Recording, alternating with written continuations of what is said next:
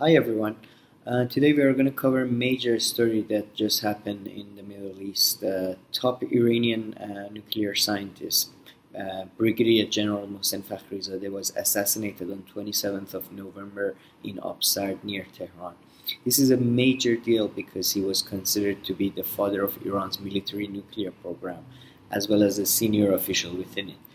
To be honest, I don't think anybody exactly knows, or at least anybody in public or media exactly knows what was his exact position, but in different reports by Israeli and American officials, he was described as heading different projects related to Iran's military nuclear program, something that, by the way, Iranian officials deny, and there has been very little evidence, or to be honest, no evidence for since 2008. So he may have, at this point, he may have been working on a more civilian-based project, or he may have just been basically retired, or just retired on these projects, or just acting in a research capacity or something. But it was a major deal because he was a brigadier general as well as a top nuclear scientist in many ways. He was somebody, by the way, that was mentioned by Netanyahu in one of his many speeches against the Iranian threat in the Middle East. So, which was quite interesting. So that naturally led to the. Let's get into what exactly happened. Well, the assassination. There are different accounts of what exactly happened. According to certain accounts, there were people at the scene. There were assassins at the scene. Some other reports they say that it was all done remotely through. Apparently, there were sniper guns controlled remotely by perhaps Israeli or foreign agents. And there was a car explosion as well. Apparently, there was a car planted that was exploded, and then they got out of the car, and then either they were shot remotely or there were people at the scene. According to some reports, there were as many as 12 agents at the scene, which is quite shocking if true. The assassination kind of breaks with the normal uh, MO of Israeli agents in Iran, who usually use motorcycles when they do assassination, and it follows number of assassinations, including the most important one being the last year's assassination of the Qasem Soleimani, the head of the Quds force in Iran. So this is another basically a step in direction of escalation in Iranian-American relations. So assassination was done in a very sophisticated and extremely professional way.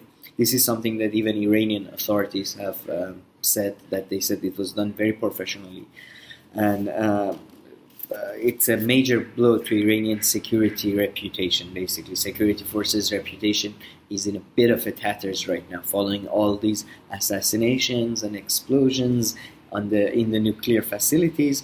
So it's not a very good thing for the Iranian government, but they had to admit that it was done very professionally. Iran's response was naturally largely negative.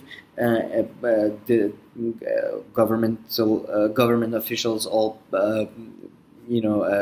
regarded him as an important figure, and he became a martyr. And they largely seem to have blamed Israel and America, but interestingly, they also seem to have blamed Saudi Arabia. Zarif, Iran's foreign minister, on his Instagram post put something that the meeting between Bibi Netanyahu and MBS Mohammed bin Salman he implied that may have played a role in this assassination, made the situation ready for such an event or something like that.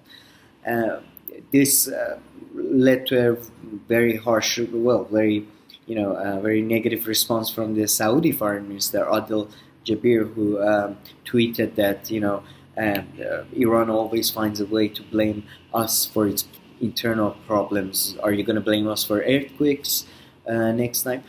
I wouldn't say that this is a bit different from an earthquake, considering that this was assassination done certainly by a foreign government. So it's yeah. I mean, I doubt. I don't know how big of a role Saudis may have played, but it's a bit different from an earthquake or a flood. The international response was well, interestingly mixed. Of Turkey, Iraq, Qatar, Syria. Obviously, these countries came out against this quite strongly. They called it an act of terrorism. They called it an illegal act, violation of human rights. European Union was a slightly more nuanced. They said that they described this as a criminal act. British Foreign Minister, for example, Dominic Raab, he also said that he's very concerned with the situation in Iran and the relationship between America and Iran. So Europe was not happy about this either. On the other hand, interestingly, Israel and there was no celebratory mood in Israel or Saudi Arabia either. They both deny culpability. Interesting, because usually Israeli officials, they don't deny, but they don't confirm. This time they deny.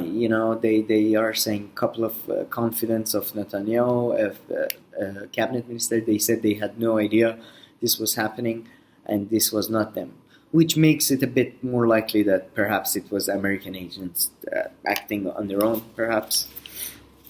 As we know, with the case of the Taliban leader who was killed in Iran, American agents worked very closely with Israeli agents, at least in regard to the Iran and assassinations within Iran.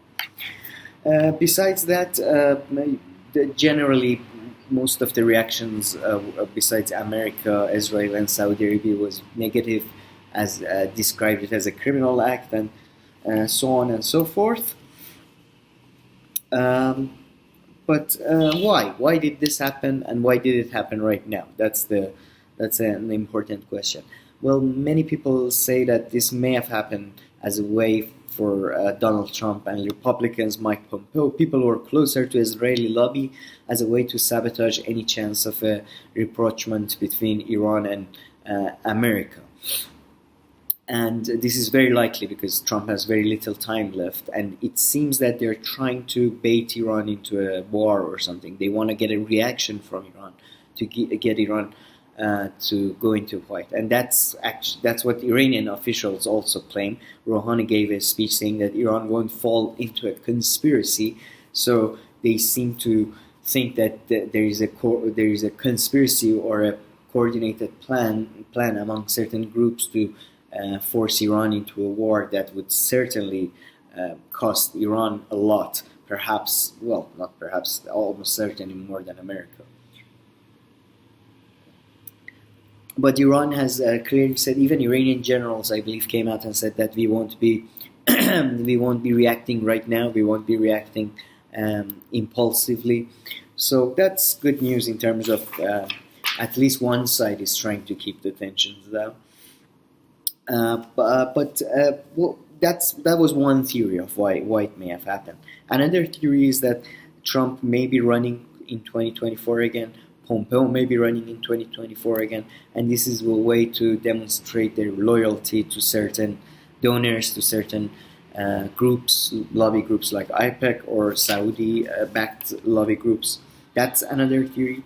Another theory, which is something that is a bit more perhaps conspiracy on the spectrum, is closer to conspiracy theory type thing, but I kind of actually like it, is that it's actually is a way to create.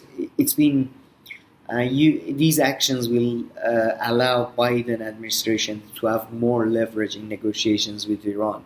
So if and when they sit down for negotiations, they would have another thing to trade, basically. So we stop assassinations. What will you do? That type of thing. It's a show of power in a way, or show of extra thing we can do that you might not be able to do. Iran's response so far has been very calm, and they said they're going to wait, and they're not, as I mentioned, not respond impulsively. But there are, certain groups within Iran that are advocating for acceleration of the nuclear program. Certain other groups even go further and call for response, such as that was followed after Qasem Soleimani's assassination. Certain missiles were sent. Certain missiles were fired. Sorry, at American bases in Iraq. They were warned beforehand, but a more harsh one. But everybody seems to be clear on the fact that the response shouldn't be something that sleepwalks Iran into a war. Interestingly, there also may be other ways that Iran may retaliate. They may attack Saudi oil fields through their proxies or directly, perhaps. But again, as of right now, it seems that Iran is not going to respond because they clearly see that it's a plan to get them into a fight. So I personally doubt that there's going to be a major response in the coming weeks. The response may come in a few months after Biden's inauguration and coming into office. Hopefully, we'll talk about this situation more and get into the more details. But this was just to give you a basic overview. If you like this video, please like and subscribe, and check out our other videos. We cover similar issues like this all the time. Take care.